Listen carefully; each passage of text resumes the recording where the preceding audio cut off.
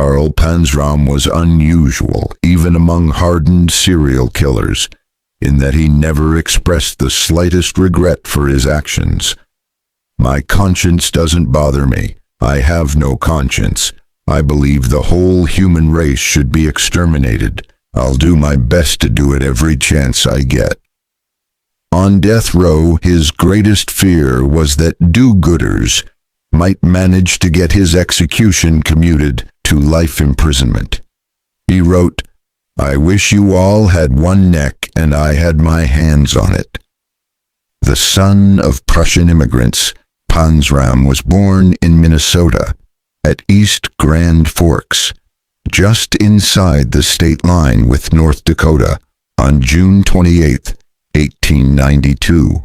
While in his final prison cell, he wrote a 145-page autobiography in which he stated, "All of my family are as average as human beings are. They are honest and hard-working people, all except me.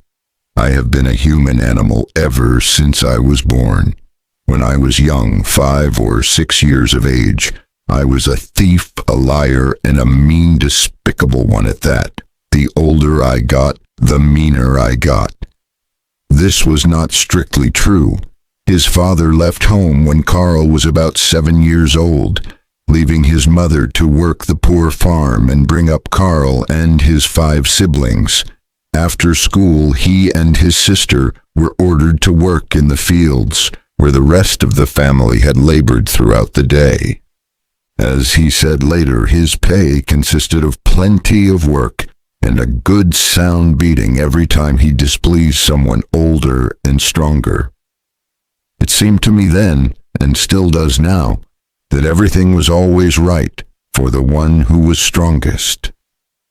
Aged 8, Panzram was arrested for drunk and disorderly conduct. 3 years later, he spent a period in the county jail for incorrigibility and burglary, and was then transferred to a reformatory, where he was beaten regularly. After some 2 years, he was paroled into his mother's custody, but ran away from home not long afterward and rode the rods westward.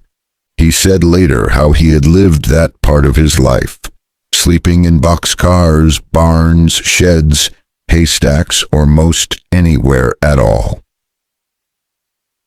As an underage vagrant, Panzram spent time in several juvenile institutions over the next few years, often threatening and assaulting his instructors.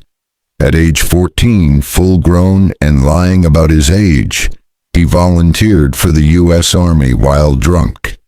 Inevitably, he could not adjust to military discipline, and in April 1907, he was court-martialed for theft of Army property and served 3 years in Leavenworth.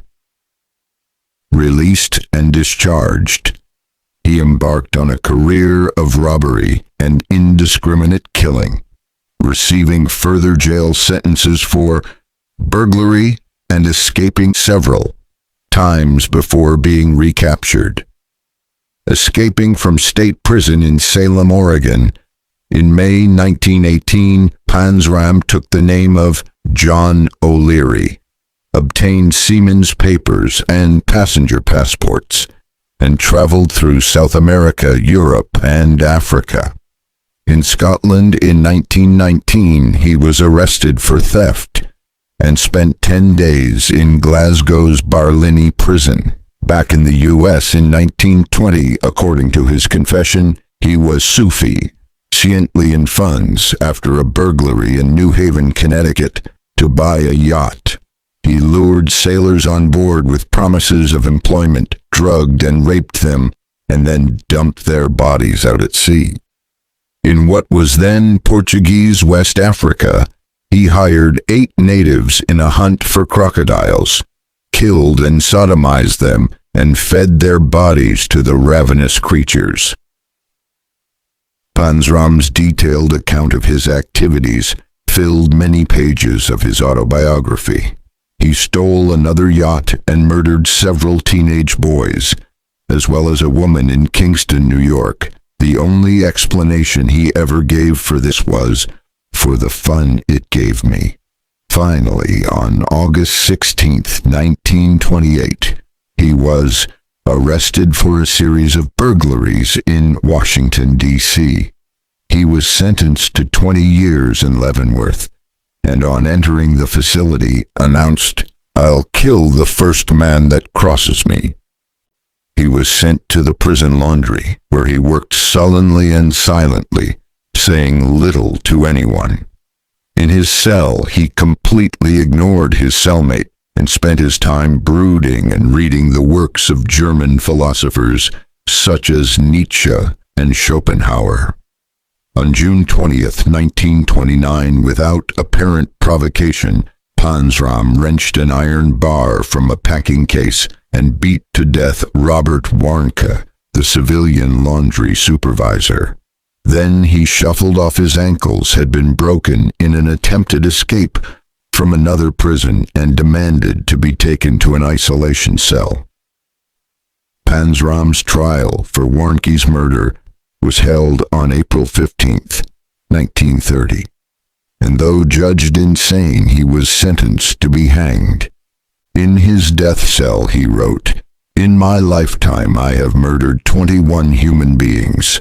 I have committed thousands of burglaries, robberies, larcenies, arsons, and last but not least, I have committed sodomy on more than 1,000 human beings. For all these things I am not in the least bit sorry." During his few last months, Panzram received more humane treatment than he had ever had in his life. He wrote, "If in the beginning I had been treated as well as I am now, then there wouldn't have been so many people in this world that have been robbed, raped, and killed."